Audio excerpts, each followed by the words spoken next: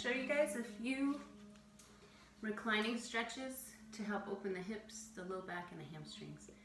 And these are really all level. I mean, any fitness level, any brand new yogi could do this. I actually was inspired because I posted some sun salutations, and my grandma, who's 98, said, I can't do those.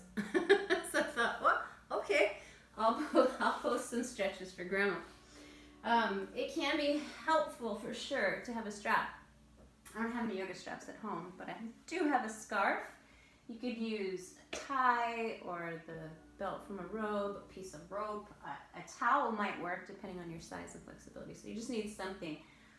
We're going to start without that, but have it handy. Let's do first just hips. We're going to do reclining hip opener. We'll cross the right ankle over the left thigh, right, just above the knee. You're going to lift the left leg up, take your right hand through your legs and your left hand around. So you're now pulling the left knee in towards the chest. You should feel that in your right hip. Oh, so this is good for most of us. This might be enough. If you have a little more flexibility and openness in the hip, you might take the hands on top of the shin. You can draw the knee in a little closer. It just gives you a little more leverage. And again, if this reaches hard, that's where the strap might come in handy. Like I'd probably double it up, right? And just use it like this. So again, really available to anyone. And this is a pose, so if you imagine that there's a wall right here in front of me, this foot would be on the wall. And I'd be using, I'd start with the leg extended and then slide the foot down until the right knee comes in to a degree that I'm feeling the stretch in the right hip. So we'll do those another day. I just have to find another space. I don't think there's any wall space in here. But yeah, so this is a yin posture, which means you want to hold it for anywhere from 1 to 5 minutes. I know that a lot of us are working from home right now. A lot of us aren't getting out and doing the kinds of things we normally do. So the hips get tight and it affects the entire body. So you could do this while you're watching TV or a movie or whatever. Just sit on the floor and give yourself a couple of minutes on each side. We'll switch it out. Breathing's always a good idea. You want to let your shoulders stay relaxed, so the shoulders and the back of your head are to the mat, nice and soft. I'm going to take it to the other side. So left ankle over the right thigh, just above the knee, lift the right foot up, left hand goes through, right hand comes around, and you start to draw the right knee into the chest. Oh, I feel that in my hips. It's good. I feel like hip openers are like a good bad stretch, right? Like they have that quality of intensity that can almost feel bad. It can feel a little uncomfortable. But at the same time, because of that intensity, it feels like a really good stretch, and that feels almost good. So I call it good bad. Good idea though, to open up the hips. So again, you could stay here. Some of you guys might go here.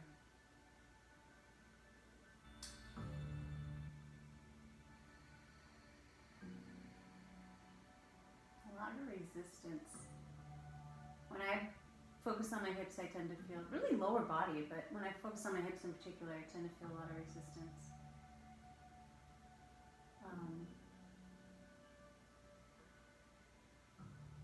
I read a meditation today that was talking about being aware of what you're resisting, understanding that you can get in your own way. One of my teachers used to say that which you resist persists. So letting that, I think right now in particular, there's so many things going on that are new and different. It's not uncommon for resistance to come up in a lot of different ways, shapes, and forms. Okay, take one more breath here, guys. And then release that. So left foot comes back down. Cross the right knee over the left knee. You're going to take your feet into the air. You're going to grab your feet or your ankles.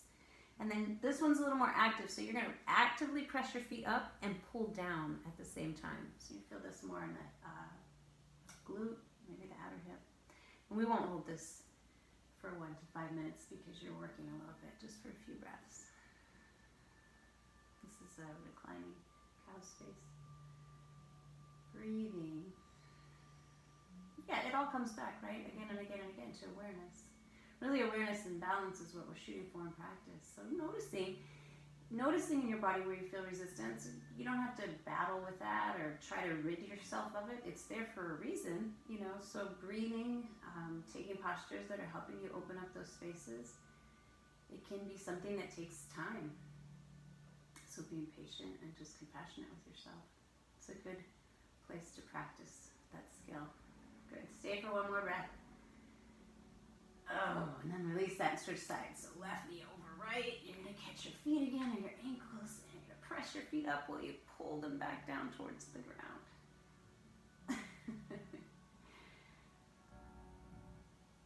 Breathing, breathing.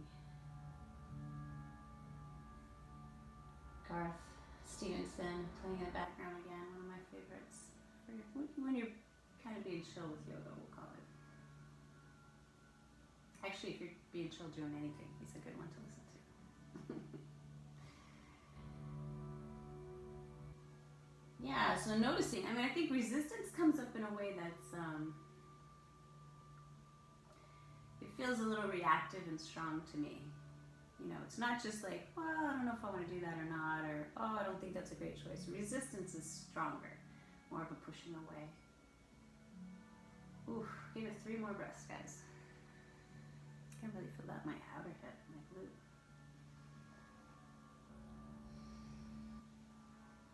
One more. Oh, release. That felt good.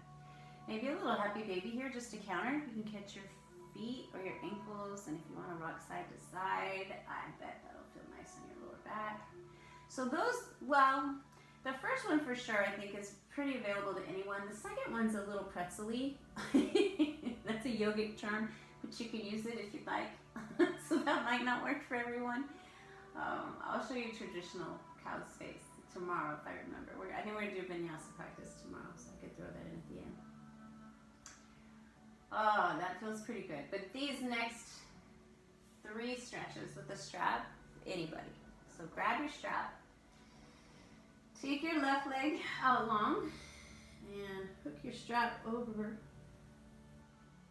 the arch of your right foot.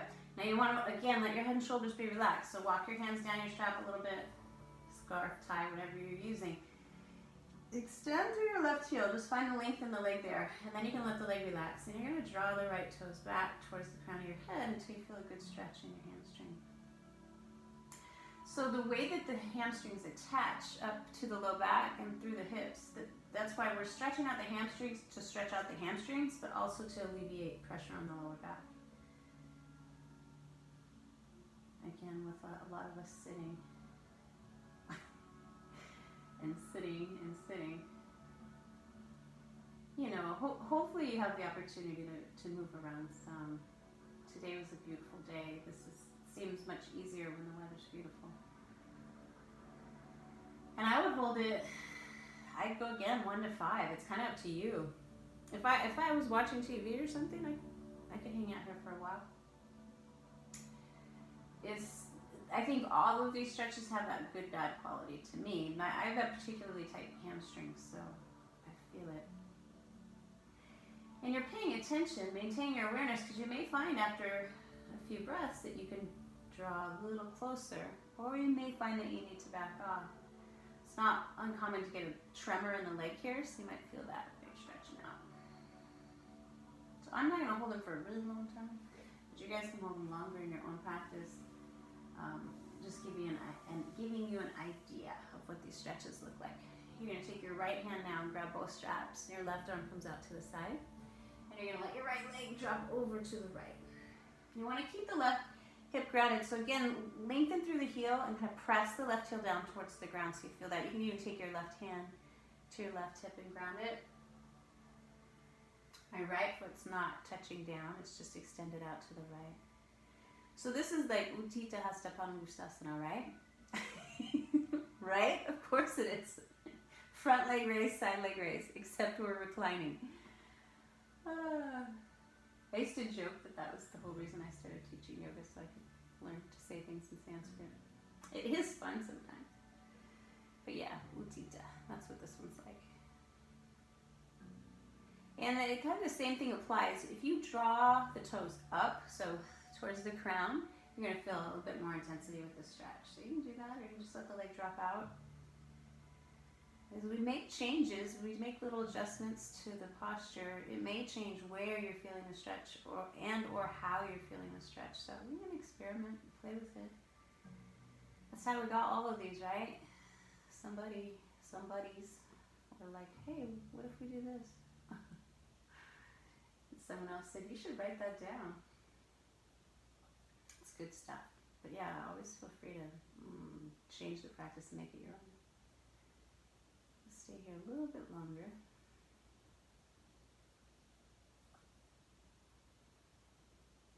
This is a lot more relaxing than those first couple of stretches too. So yeah, if you find that these are helpful, I mean, I would definitely encourage you to incorporate them on a regular basis. Not necessarily in your practice, although that's cool if you can, but just when you're at home and you're chilling. You know, again, television, I don't know, you got your phone here, I don't know, maybe you're just breathing and feeling the stretch. There's a novel idea. But working it in. It's really good for you. And this next one, we're going to bring the leg back through center and catch the straps in the left hand. Right arm goes out to the side. This one could be a little intense. I feel it right down my IT, so I'm going to start to gently take the foot over to the left side as I look over the right. So now I'm getting a twist, and again, I'm really feeling that down the outside of my right leg. I don't usually hold this one as long as the others. I'm just going to be honest. But you do what works for you. The twist is good. You know, the idea is to move our spine in all 6 directions every day. Forward, back, side, side, and twist. Most of us do not do that. Maybe forward and back. So another reason to incorporate these 3 particular stretches into your day if you can. It's good to move the spine in that way too.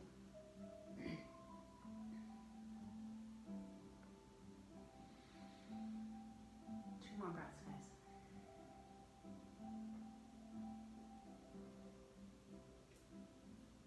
Good. 1 more breath in. And as you exhale, you can just bend the right knee. Release the strap. Hug your right knee into your chest. Oh, what the heck? Hug both knees in. Let it feel good. Rock it out again. My legs feel decidedly different. This right one for sure feels more open than the left right now. So that's kind of an interesting contrast. We're going to switch sides. We'll even that out. So your right leg's extending and you're hooking the strap over the arch of the left foot now. Make sure your shoulders are relaxed. Your head's relaxing. And you'll start to draw the toes back. So you might notice a difference from side to side that's really common.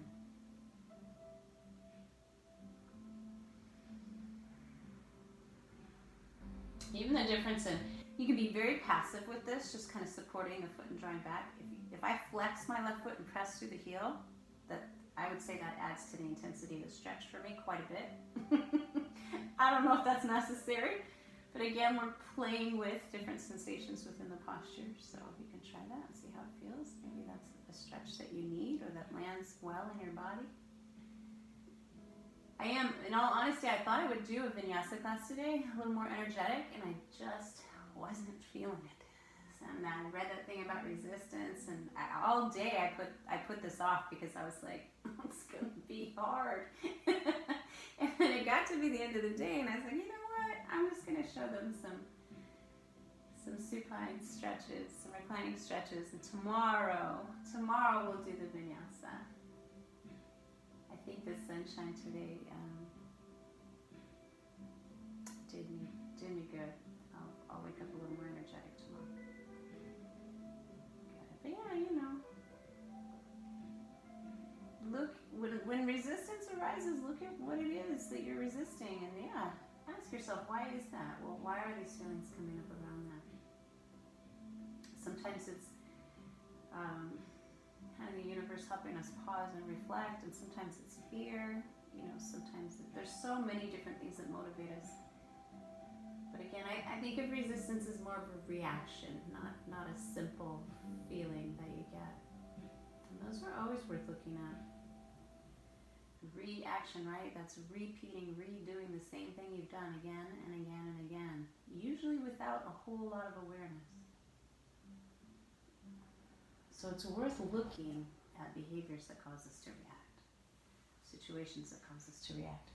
Catch both of the straps in your left hand, guys. Right arm goes out to the side. Flex through your right heel, press it towards the floor as you let your left leg drop out to the left. And again, so if I draw my toes up this way, it's going to intensify the stretch. Right hand can come to the hip to ground that down. And we're just going to breathe for a little bit.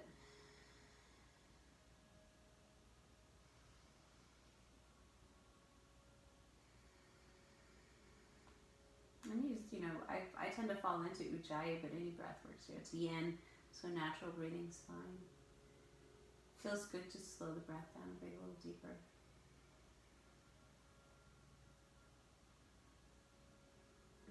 Actually, I started to watch a video today someone posted about the COVID, the coronavirus, saying that some of the pranayama techniques that we use in yoga are very helpful when people have the infection.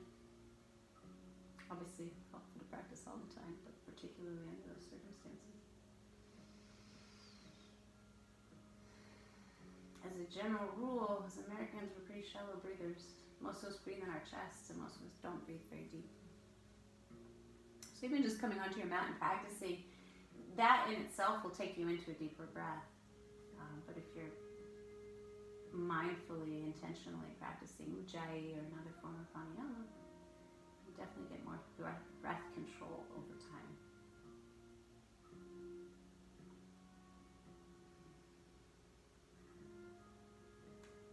I'm super not timing this out. We're going to bring the left leg back through center. Oh, catch both of the straps in the right hand as the left arm comes out to the side. And you're going to take the left leg across the body. Oh. For the twist and that stretch down your IT.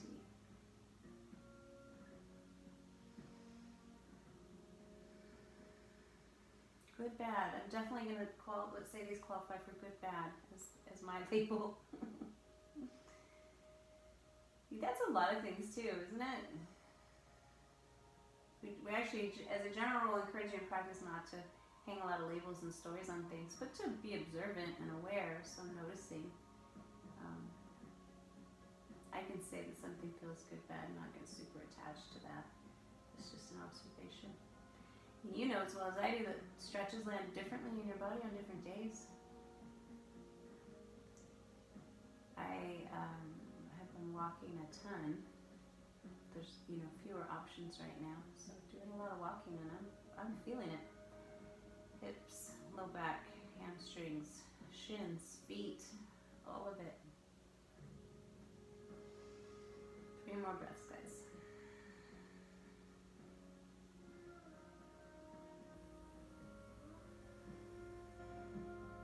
Good. One more big inhale. Let that go. Bend the left knee. Oh, let's take both knees back into the chest. Rock it out a little bit. Okay, see now my legs feel pretty even. That's good.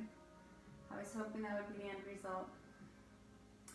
You could happy baby again. Honestly, an inversion might feel nice here. If this was like an end of the day practice, like an inversion would be a great idea to help prepare the body for sleep. So I like it with a block. You can take legs up the wall too. But a block right underneath the sacrum and the legs just go straight up. You could hang out here 10 breaths, 10 minutes. That's up to you. I am going to read you a meditation real quick and then I'll let you go. This one's a bonus. I didn't even mean to throw that out there. But yeah, it would be a nice way, particularly if this was a nighttime stretch routine, that'd be a nice way to end it, energetically speaking. Alright, I'm going to read you this meditation from today because it's really short. And I think it tied in nicely with this idea of resistance. It says, what are you resisting most? Be open to the whole journey, all parts of it. Is there a feeling, a person, a thought, a project that you've been avoiding? Is there some part of your life that you're refusing to deal with or open up to? Is there something you're resisting, something that makes you stubbornly say no? Ignore the voice that says, this is how I decided it will be, so I will close off to that part. I will not consider it. That is the voice of resistance. Be open to everything. Your most valuable lessons may well come from the things you're resisting most. All right. Thanks for joining me, guys. See you tomorrow.